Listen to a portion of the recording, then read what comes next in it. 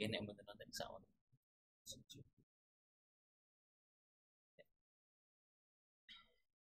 Bismillahirrahmanirrahim. Assalamualaikum warahmatullahi wabarakatuh. Alhamdulillahirabbil alamin. Wassalatu wassalamu ala asyrafil anbiya'i wal mursalin nabiyyina wa habibina Muhammadin wa ala alihi wa sahbihi ajma'in. Allahumma 'allimna ma yanfa'una wanfa'na bima 'allamtana wa zidna ilman ya rabbal alamin. Allahumma inna nas'aluka ilman nafi'an wa rizqan tayyiban wa amalan mutaqabbalan. Allahumma aslih lana sya'nana kullaha wa la takilna ila anfusina tarfata ain ya rabbal alamin. Kita panjatkan puji syukur kehadirat Allah Azza wa Jalla. Salawat dan salam semoga senantiasa tercurahkan kepada baginda kita, uswah hasanah kita, Nabi Agung Muhammad sallallahu alaihi wasallam, kepada keluarga beliau, para sahabatnya, serta segenap umat yang setia mengikuti jalan hidup beliau dengan baik dan benar. Bapak, Ibu, dan hadirin rahimakumullah, kita akan melanjutkan kajian kita tentang tafsir. Dan pertemuan-pertemuan yang lalu kita terhenti pada tafsir daripada surat Al-Fajr. InsyaAllah kita akan mencoba untuk melanjutkannya. Firman Allah Subhanahu wa Ta'ala dalam surat Al-Fajr ayat yang ke-15 hingga dengan ayat yang terakhir, ayat yang ke-30. Allah Subhanahu wa Ta'ala berfirman, A'udzu billahi minasyaitonir rajim. Fa ammal insanu idza mabtalahu rabbuhu fa akramahu wa na'amahu fayaqulu rabbi akraman. Wa amma idza mabtalahu faqadara 'alaihi rizqahu fayaqulu rabbi ahanan. Kalla bal la tukrimunal yatim wa la tahadduna 'ala ta'amil miskin wa ta'kuluna at-turatha aklan lamma wa tuhibbunal mala hubban jamma. Bapak, Ibu, dan hadirin rahimakumullah, ini adalah bagian kedua dari surat Al-Fajr yang akan kita baca tafsirnya. Adapun terjemahannya, Allah Subhanahu wa Ta'ala berfirman, fa ammal insanu idza mabtalahu rabbuhu fa akramahu wa na'amahu fayaqulu rabbi akraman. Kata Allah, artinya adapun manusia, jika Rabbnya, jika Tuhannya, jika Allah Subhanahu wa Ta'ala menguji manusia, lalu dia dimuliakan oleh Allah Subhanahu wa Ta'ala, diberi oleh Allah Subhanahu wa Ta'ala kesenangan, maka dia, manusia ini akan mengatakan, Tuhanku, Rabbku telah memuliakan diriku. Ujian yang Allah berikan kepada manusia ini bentuknya adalah apa? Pemuliaan, kenikmatan. Jadi ujian itu, Bapak Ibu rahimakumullah, tidak harus bentuknya kesengsaraan. Ada kalanya ujian itu bentuknya adalah kenikmatan. Allah uji manusia dengan kenikmatan. Allah uji manusia dengan pemuliaan. Ternyata manusia tersebut justru mengatakan, Rabbi akraman. Berarti kalau seperti ini, Rabbku, itu Allah Subhanahu wa Ta'ala telah memuliakan diriku, sedang memuliakan diriku dengan ini, dengan kenikmatan, dengan kemuliaan ini. Wa amma idza mabtalahu faqadara 'alaihi rizqahu fayaqulu rabbi ahanan. Adapun jika manusia itu kalau diuji oleh Tuhannya, oleh Allah Subhanahu wa Ta'ala dengan dibatasi rizkinya, faqadara 'alaihi rizqahu, dia disempitkan rizkinya, ternyata dia malah mengatakan Tuhanku menghinakan diriku. Dari sini Bapak Ibu, kita bisa memahami bahwa sebagian manusia tolak ukur yang mereka jadikan standar pada diri mereka untuk menilai apakah Allah Subhanahu wa taala memuliakan dirinya atau menghinakannya, tolak ukur mereka adalah dengan apa? Dengan harta. Oh kayak sugih berarti dimuliaake maring Gusti Allah Subhanahu wa taala. Oh kayak melarat dihinakan sama Allah. Padahal tidak seperti itu. Allah Subhanahu wa taala tidak menjadikan tolak ukur kemuliaan seseorang di hadapan Allah dengan harta, dengan kekayaan. Karena itu Allah mengatakan kalla bal la tukrimunal yatim. Sekali-kali tidak demikian. Sekali-kali sama sekali tidak seperti yang kalian sangka wahai manusia. Sebenarnya kalian tidak mau memuliakan anak yatim. Orang yang diberikan kecukupan harta atau bahkan kekayaan ternyata banyak. Mereka itu tidak mampu untuk menahan ujian tersebut. Jangankan sampai memuliakan anak yatim, ya untuk menjadikan harta tersebut sebagai wasilah, sebagai perantara menjalankan ketaatan kepada Allah Subhanahu wa taala saja banyak manusia yang tidak mampu. Banyak manusia yang tidak mampu. Wala tahadduna ala ta'amil miskin. Dan kalian tidak mengajak, menghasung, saling menghasung satu dengan yang lain untuk memberikan makan kepada orang-orang miskin. Wa ta'kuluna at-turatha aklan lamma. Bahkan yang lebih parah lagi, kalian memakan harta warisan dengan cara mencampurkan harta warisan tersebut dengan harta-harta yang tidak halal. Jadi manusia ketika diuji dengan harta, ternyata mereka mengatakan Allah sedang memuliakan diriku dengan harta ini. Kata Allah tidak, ini bukan sedang dimuliakan engkau wahai manusia. Justru engkau sedang diuji. Buktinya apa? Buktinya engkau diberi harta, sama sekali nggak peduli sama anak-anak yatim. Sama sekali nggak peduli dengan orang-orang yang kelaparan. Tidak ada saling memberikan motivasi, memberikan anjuran, yuk kita buat semacam kegiatan untuk memberikan makan pada orang-orang yang membutuhkan. Bahkan yang lebih parah lagi, kalian ketika mendapatkan harta warisan, kalian campur adukkan antara yang halal dan yang tidak halal. Yang halal dan yang haram dicampurkan. Dan ini banyak sekali terjadi di tengah-tengah kita.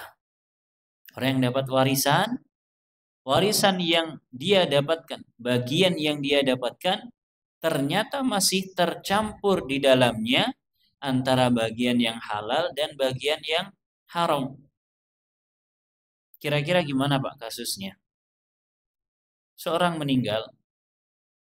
meninggalkan harta, rumah, sawah, mobil, dan uang. Ya katakanlah kita ingin membagi uangnya. Dia meninggalkan anaknya, kemudian istrinya, kemudian bapaknya, ibunya, saudara laki-lakinya, pamannya, dan seterusnya. Ternyata dari seluruh harta warisan yang ditinggalkan oleh dirinya tersebut, ternyata yang mendapatkan warisannya hanya siapa biasanya Pak Bu? Siapa yang sering kalau di tempat kita? Anak sama istri. Anak sama istri. Padahal ketika dia meninggal, ada ayahnya, ada ibunya. Loh, apakah bapak dan ibu itu juga dapat jatah warisan? Kalau kita meninggal, angsal nama mboten? Angsal. Dapat warisan mereka. Saudara laki-laki kita, kalau kita nggak punya anak, dapat bagian. Namun karena kita punya anak laki-laki misalkan, maka dia terhalangi tidak dapat bagian harta warisan. Nah, yang sedang ingin kita bicarakan bukan si mayit yang sudah meninggal. Dia urusannya dengan Allah Subhanahu wa taala. Adapun yang sedang kita bicarakan siapa? Orang-orang yang masih hidup yang dapat warisan. Rata-rata kalau orang suaminya meninggal atau istrinya meninggal, rata-rata yang paling berhak untuk mewarisi siapa? Di antara dua orang itu. Nah, orang suami ini ya istri nih. Bahkan tidak jarang anaknya sampai tidak dikasih bagian. Dengan alasan anaknya kan ngikut. Ini yang dimaksudkan oleh Allah Subhanahu wa taala. Justru kalian makan harta warisan dengan cara yang tidak dibenarkan. Ya, kalian ambil bagian kalian dan kalian juga ambil bagian yang sejatinya bukan bagian kalian. Ya kan? Tadi kalau kita lihat kasusnya, orang meninggal, suami misalkan meninggalkan istrinya, anaknya dua, laki perempuan, kemudian bapak ibunya masih hidup, kemudian saudara laki-lakinya. Sinten malih, pun iku mohon sing gampang. Biasanya yang dapat harta warisan omahe sing magereng gede, mobile telu, simpanan di bank, yang dapat siapa? Istrinya. Anak si cilik-cilik, si SMP, si SMA. Tak ngerti apa-apa. Yang dapat istrinya. Semuanya masuk ke istrinya. Sehingga apa? Si istri ini memakan harta yang tidak halal bagi dirinya.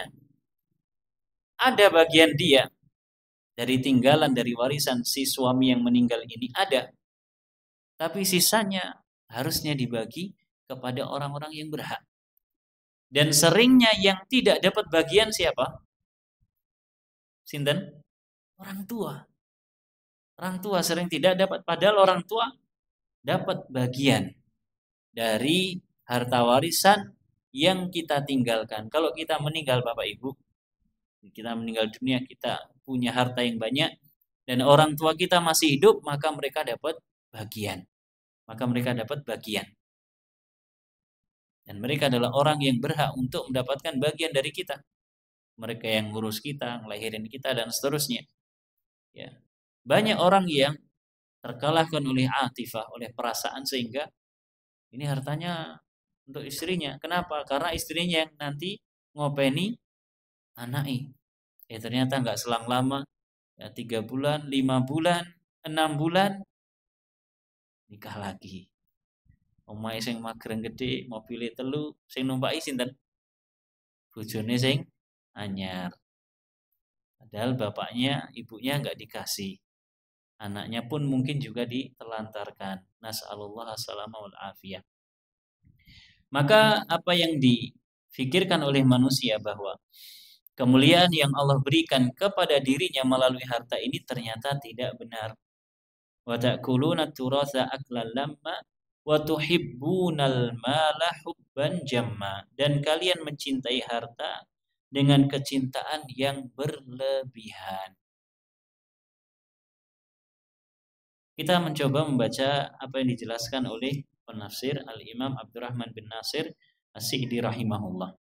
Kata beliau, yukhbiru ta'ala an tabi'atil insani min haitsu huwa. Allah mengabarkan tentang tabiat manusia yang asli. Tabiat manusia yang aslinya. Berarti mayoritas manusia kurang lebih seperti ini tabiatnya. Wa annahu jahilun zalimun la ilma lahu bil awaqib. Manusia tabiatnya adalah jahil. Jahil itu apa? Lawan dari alim. Tidak punya ilmu, bodoh. Tabiat manusia pada asalnya seperti itu. Zalim. Berbuat zalim, suka menzalimi. Tidak memiliki pengetahuan sedikit pun tentang al-awaqib.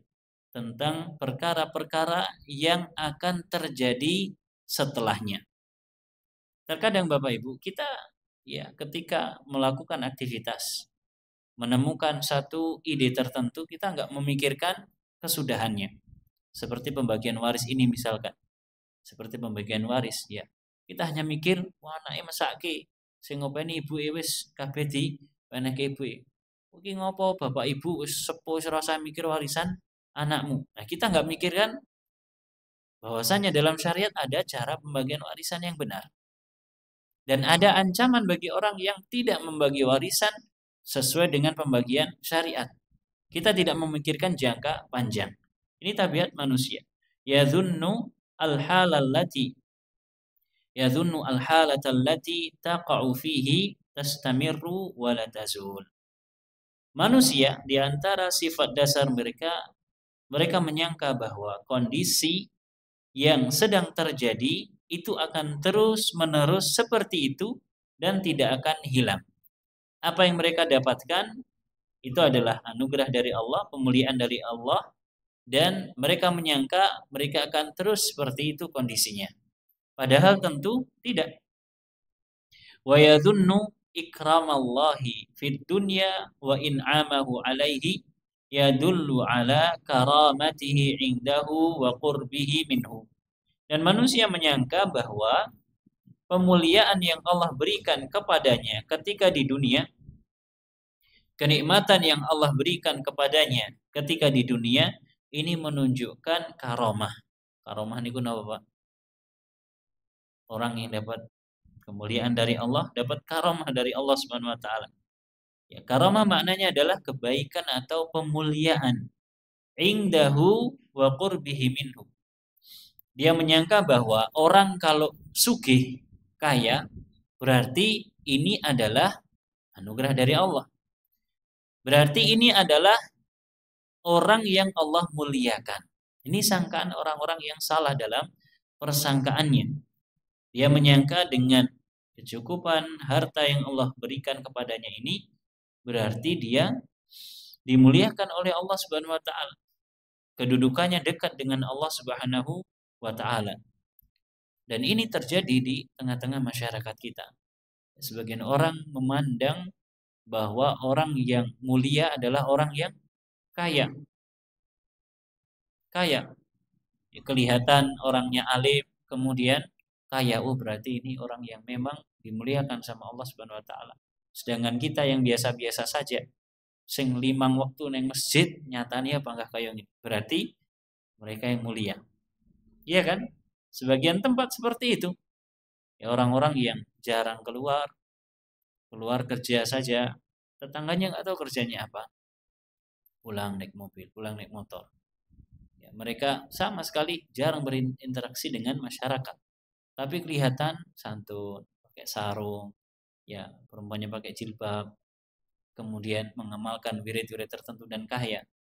Sebagian orang memandang, oh ini orang yang dimuliakan. Dan ini terjadi di sebagian tempat di tanah air. Mungkin di sini tidak ada, tapi di sebagian tempat ada yang modelan-modelan yang semacam itu. Maka ini adalah prasangkaan manusia. Wa annahu idza qadara alaihi rizqahu ay dayyaqahu fasara biqadari quwwatihi la yafdulu anhu. Dan manusia juga menyangka bahwa orang yang disempitkan rizkinya sehingga dia tidak mendapatkan kelebihan atau kecukupan dari rizki, anna hadza ihanatun minallah, maka ini adalah bentuk penghinaan dari Allah Subhanahu wa taala. Padahal apakah seperti itu? Tidak. Para sahabat Nabi, Bapak Ibu rahimakumullah, mayoritas bukan orang-orang yang kaya. Sahabat Nabi mayoritas bukan orang kaya. Jenengan bisa menghitung orang-orang kaya dari kalangan para sahabat Nabi. Sinten mawon? Sinten mawon kinten-kinten? Utsman bin Affan. Sinten malih? Abdurrahman bin Auf. Sinten malih? Gerloro tok. Hanya dua saja yang kita tahu. Satu lagi, Abu Bakar Siddiq. Ini orang-orang kayanya. Bisa dihitung tangan. Sisanya orang biasa. Dan bahkan mayoritasnya adalah orang-orang yang cukup. Kehidupannya cukup. Ya, kita tidak mengatakan kurang, namun cukup. Bukan orang-orang yang kaya. Bukan orang-orang yang kaya. Sehingga kalau kita menjadikan tolak ukur kita, tolak ukur pemuliaan dari Allah dengan kekayaan, maka tidak tepat. Karena sahabat Nabi adalah manusia yang paling mulia. Ternyata mereka tidak diberikan keluasan harta oleh Allah Subhanahu wa taala. Padahal mereka manusia paling mulia. Mulia pun tiba kulo jenengan kali para sahabat Nabi. Jauh Jauh. Orang yang setiap hari bisa sholat di Masjidil Haram atau Masjid Nabawi, dengan orang yang setiap hari, setiap 5 waktu bisa sholat di masjid kita ini, masih mulia mana? Mulia mereka. Sama-sama seperti kita orangnya, bukan sahabat Nabi. Bagaimana dengan orang yang setiap hari bersama Nabi Sallallahu Alaihi Wasallam, yaitu para sahabat?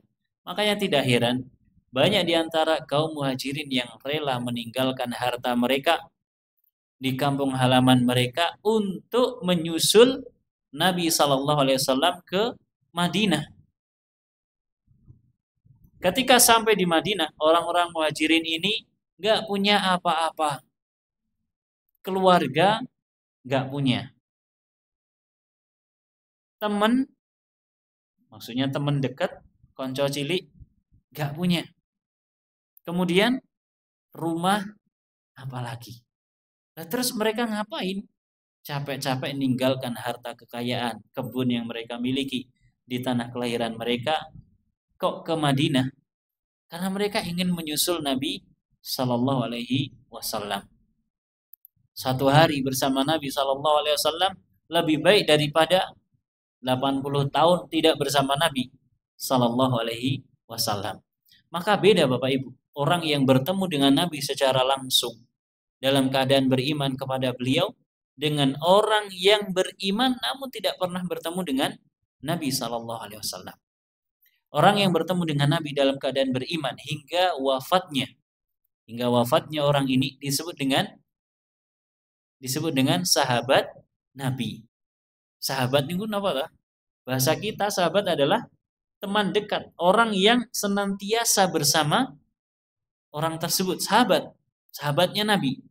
Tapi orang yang beriman kepada Nabi, kepada ajaran Nabi, namun sama sekali belum pernah ketemu dengan Nabi, apakah disebut dengan sahabat? Tidak. Bahkan meskipun dia beriman kepada Nabi, ketika Nabi hidup, tidak disebut dengan sahabat. Gambarannya ngeten. Kanjeng Nabi hidup di Madinah. Biasanya ada kabilah-kabilah yang mengirim utusan untuk belajar kepada Nabi selama beberapa hari. Kemudian mereka pulang ke kampung halaman mereka, kemudian menyampaikan, ini ajaran Nabi seperti ini, dan saya sudah masuk Islam. Oh ya sudah kalau gitu, saya juga ikut masuk Islam. Gimana ajarannya tadi? Tolong diajarkan kepada kami. Oke. Nah, mereka yang di kampung ini dan belum sempat bertemu dengan Nabi tidak disebut dengan atau sebagai sahabat Nabi. Terus pripun? Apakah disebut dengan mukhadram? Mukhadram. Ya, sebutannya adalah mukhadram. Tidak disebut dengan sahabat, tidak pula disebut dengan tabi'in. Tapi disebut dengan mukhadram. Orang-orang yang hidup di zaman Nabi, beriman kepada beliau, namun belum sempat ketemu dengan beliau Sallallahu Alaihi Wasallam. Dan rata-rata mereka adalah orang-orang yang sederhana. Nah, ketika mereka hijrah ke Madinah, mereka nggak punya rumah, nggak punya keluarga, nggak punya teman. Sampai pada akhirnya Nabi mempersaudarakan antara mereka dengan orang-orang yang asli Madinah atau orang-orang Ansor. Ya, mereka persaudarakan sehingga dengan persaudaraan ini mereka punya dalam tanda kutip dulur, punya teman. Mereka bisa masuk ke rumahnya karena apa? Karena sudah dipersaudarakan oleh Nabi Sallallahu Alaihi Wasallam, boleh ikut makan di rumahnya, bukan orang asing lagi. Dan sebagian mereka bertahan di bawah atap Masjid Nabawi di zaman Nabi. Zaman Nabi itu Bapak Ibu, Masjid Nabawi tidak ada atapnya kecuali bagian utara saja. Lor niku ngriko nggih. Bagian utara saja. Kenapa bagian utara? Karena kiblatnya kan menghadap ke arah selatan.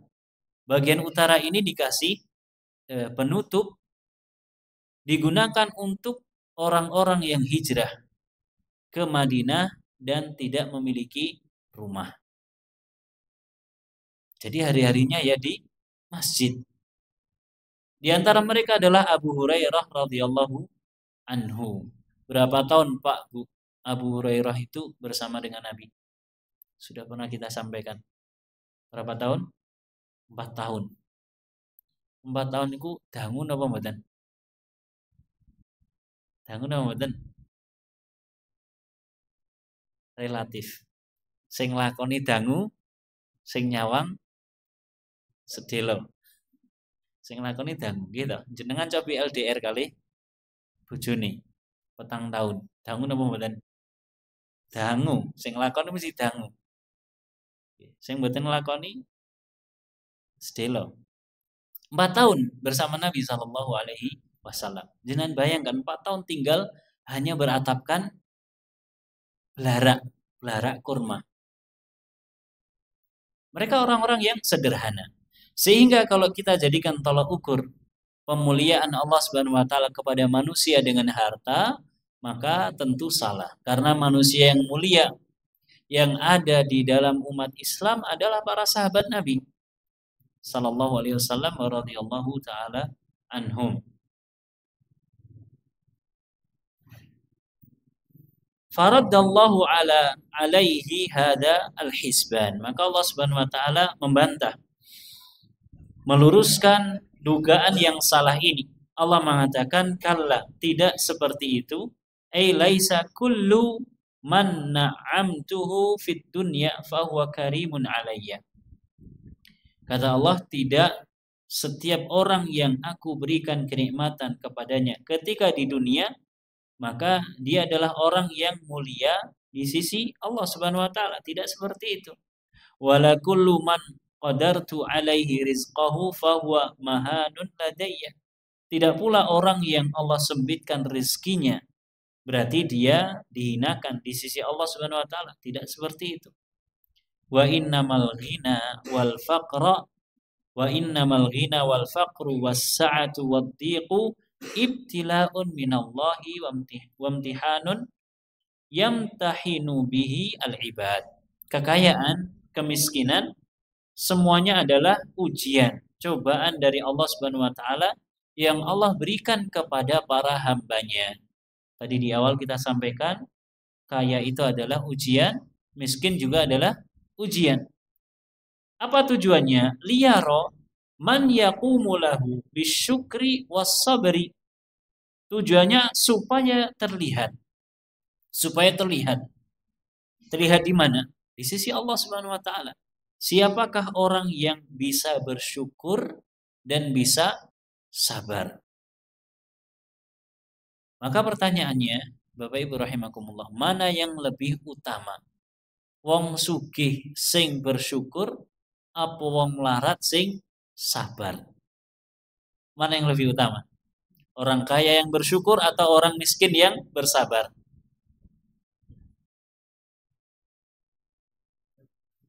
Mana yang lebih utama?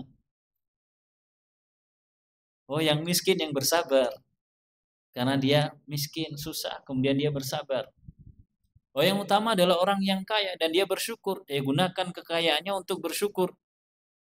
Gunakan kekayaannya untuk wasilah, melakukan kebajikan, ketaatan.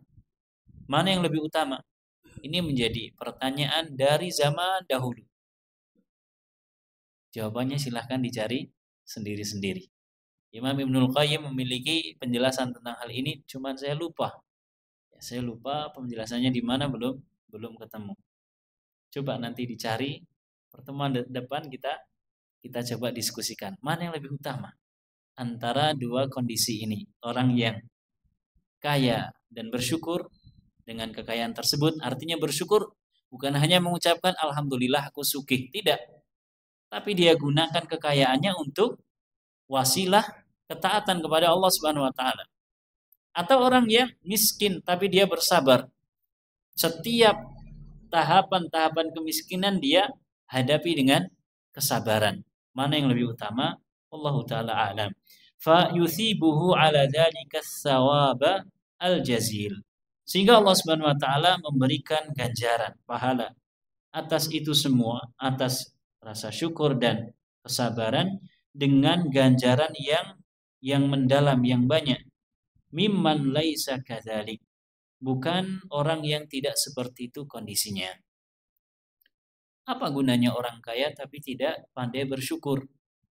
Maksud dari kalimat pandai bersyukur itu Bapak Ibu tidak hanya sebatas mengucapkan alhamdulillah.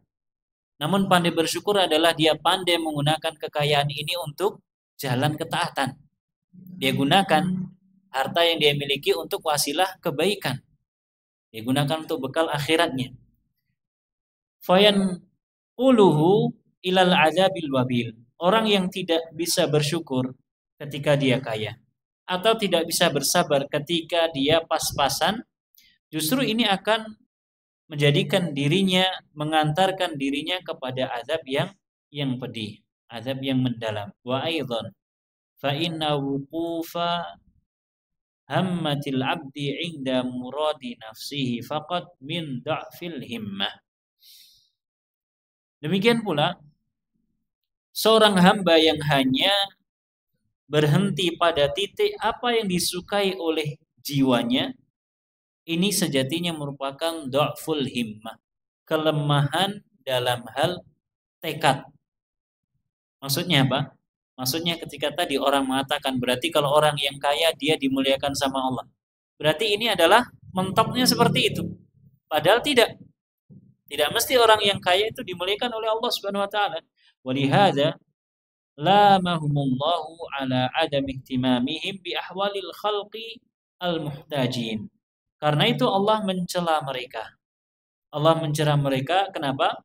Karena mereka sama sekali tidak peduli dengan kondisi orang lain yang membutuhkan.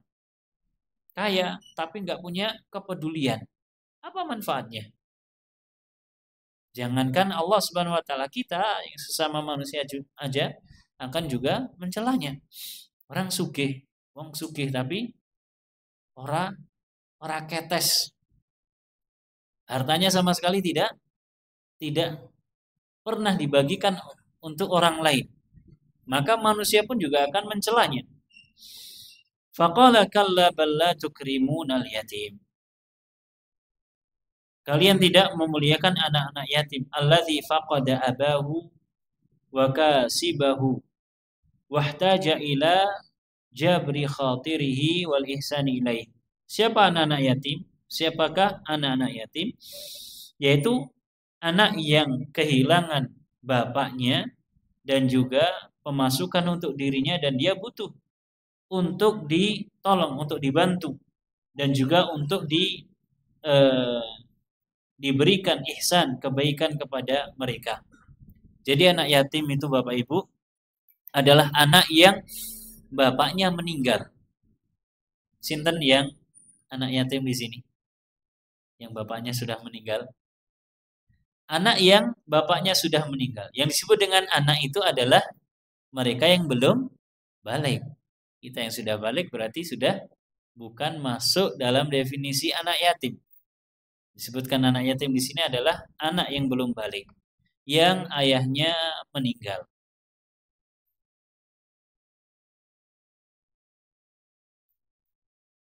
Mereka membutuhkan pertolongan orang lain, pertolongan kaum muslimin. Anak yatim, anak yang bapaknya meninggal, kondisinya bermacam-macam. Tapi yang jelas mereka kehilangan sosok seorang ayah. Mereka kehilangan sosok seorang ayah di saat mereka sangat membutuhkannya. Bayangkan ya, mereka melihat teman-temannya diantar sekolah sama bapaknya. Dia sendiri gak ada yang ngantar. Teman-temannya cium tangan bapaknya, dicium pipinya sama bapaknya. Dia gak ada yang memperlakukan seperti itu. Dia pengen merasakan apa yang dirasakan orang lain atau teman-temannya yang seumuran dengan dirinya. Tidak ada yang mengelus kepalanya. Sedangkan dia melihat anak-anak yang seusianya atau lebih kecil darinya, dielus kepalanya oleh orang tuanya. Ini anak yatim. Makanya Nabi SAW mengatakan, ana wa kafilul yatim kahataini fil jannah. Saya dan orang yang mengurus anak yatim seperti dua jari ini di surga. Dan Nabi mengisyaratkan dengan dua jarinya, jari tengah dan jari telunjuknya, menunjukkan bahwasanya orang yang mengurusi anak yatim memiliki kedudukan yang luar biasa di sisi Nabi Shallallahu Alaihi Wasallam. Dan Nabi Shallallahu Alaihi Wasallam adalah anak yatim. Nabi adalah anak yatim.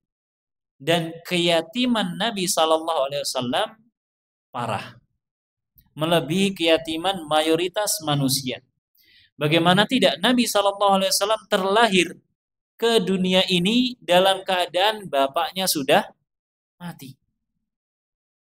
Kalau anak yatim, dia lahir, bapaknya masih ada, bapaknya sempat gendong sampai usia 3 tahun, 4 tahun, 5 tahun. Qadarullah bapaknya sakit meninggal.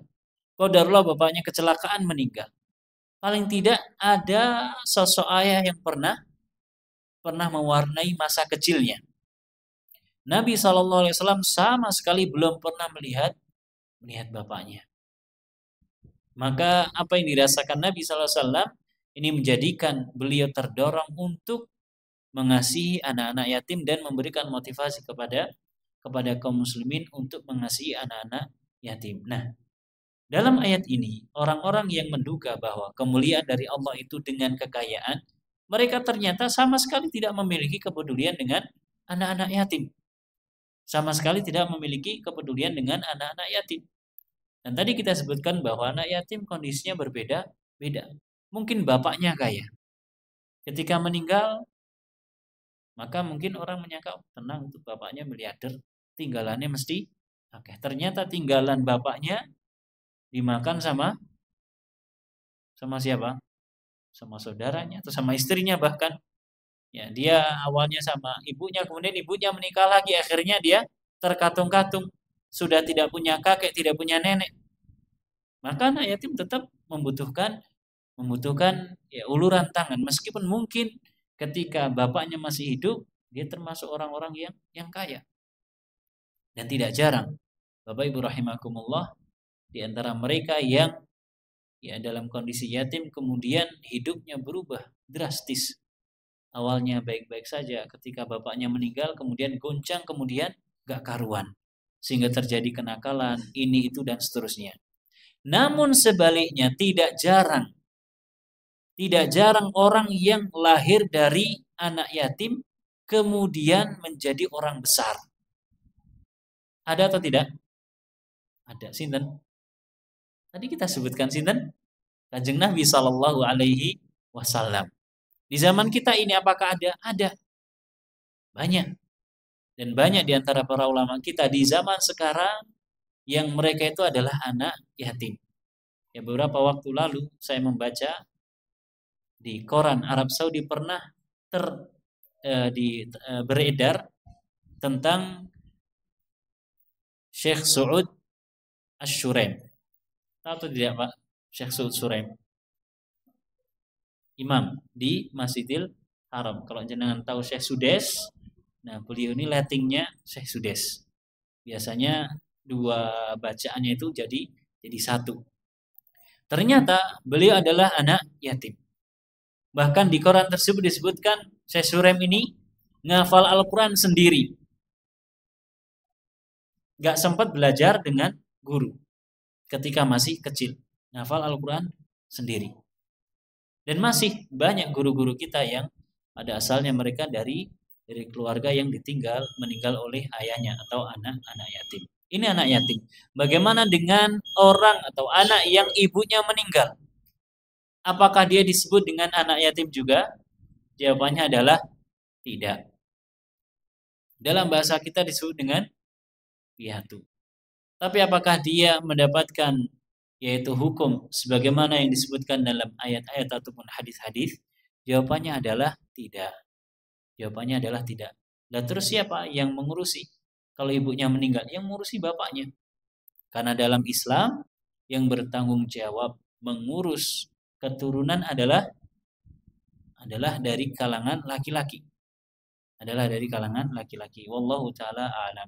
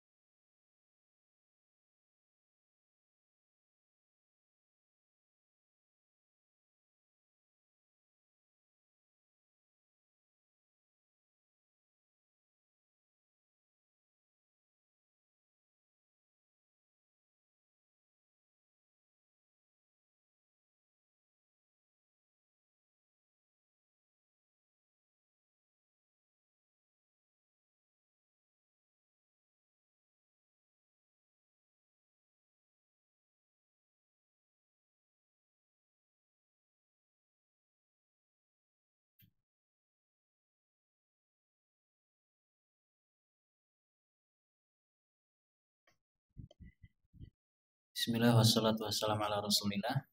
Jadi persangkaan ini adalah persangkaan yang salah karena buktinya ketika ada anak yatim mereka tidak peka.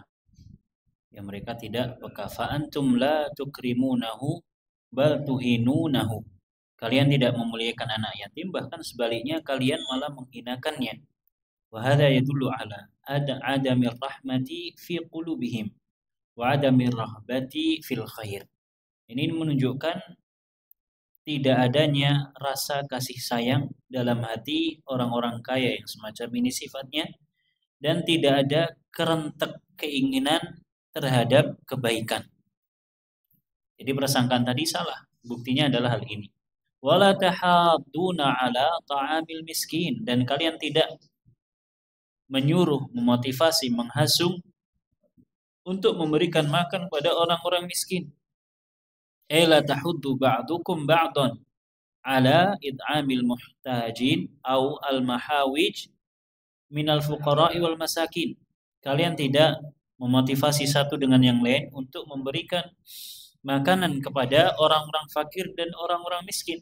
Wa dzalika li ajli syuhi 'ala dunya wa mahabbataha aw mahabbatiha asyadidah al-mutamakkinah minal qulub.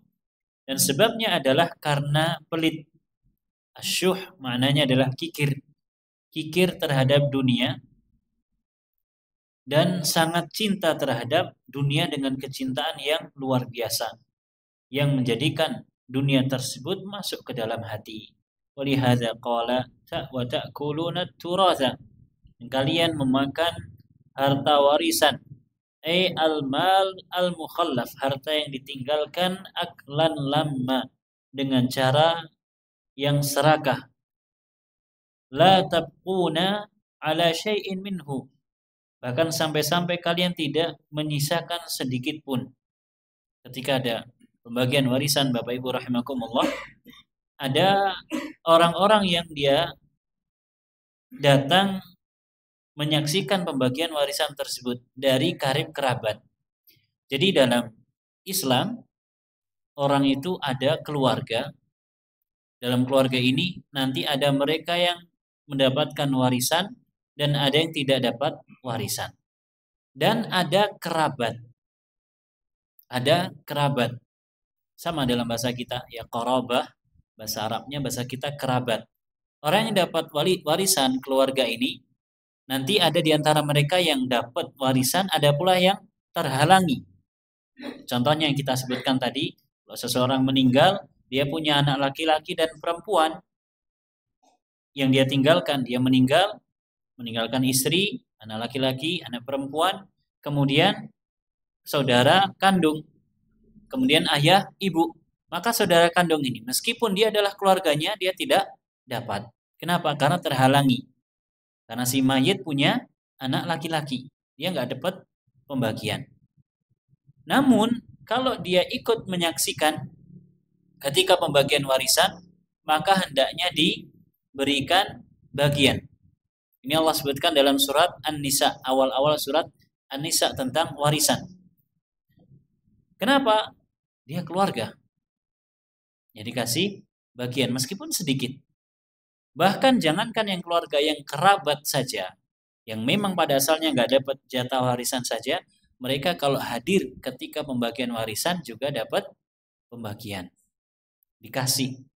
Meskipun tidak bagian yang besar, tapi dikasih. Ya gampangannya kalau kita ya dikasih 200.000 atau 300.000. Ya.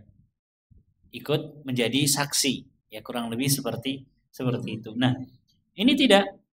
Kondisi yang Allah sebutkan dalam surat Al-Fajr ini, dia cinta terhadap dunia dengan cinta buta. Bahkan ketika harta warisan dibagikan, jangankan kerabat, jangankan keluarga yang terhalangi, keluarga yang dapat saja tidak dikasih bagiannya. Kalau yang tadi kita contohkan siapa? Kedua orang tua si mayit, gak dikasih bagiannya. Ya, gak dikasih bagiannya. Kenapa? Karena wa ta'kuluna turatha aklan lama, memakan harta warisan dengan cara yang serakah. Wa tuhibbunal mala hubban jamma, dan kalian mencintai harta dengan kecintaan yang parah, syadidan, kecintaan yang luar biasa. Dan ini senada dengan firman Allah Subhanahu wa taala, bal tu'thirunal hayatad dunya wal akhiratu khairu wa abqa. Ternyata kalian, wahai orang-orang yang menyangka bahwasannya kemuliaan Allah itu diberikan kepada orang-orang kaya, ternyata kalian justru tu'thirunal hayatad dunya. Apa artinya? Lebih mementingkan kehidupan dunia. Lebih mementingkan kehidupan dunia. Padahal akhirat itu lebih baik dan lebih kekal. Ayat ini Bapak Ibu, ya kalau jadi imam, kalau bisa diulang-ulang. Supaya apa? Supaya menjadi obat bagi kita semua. Bukan hanya bagi makmumnya. Ya imame kapok tak, bulan baleni. Bukan hanya makmumnya saja, tapi juga kita sebagai imamnya. Tidak masalah diulang-ulang. Supaya Pak menjadi obat kita. Kita meruqyah diri kita sendiri, mengobati hati kita. Kalian wahai manusia justru lebih mementingkan kehidupan dunia, padahal akhirat lebih baik dan lebih kekal. Juga senada dengan firman Allah Subhanahu wa taala, kalla bal tuhibbunal ajilah wa tadharunal akhirah. Sekali-kali tidak, kalian malah cinta kepada hal-hal yang sifatnya instan. Hal-hal yang dipercepat, yaitu dunia. Wa tadharunal akhirah, dan kalian meninggalkan kehidupan akhirat. Kalian tidak suka dengan kehidupan akhirat.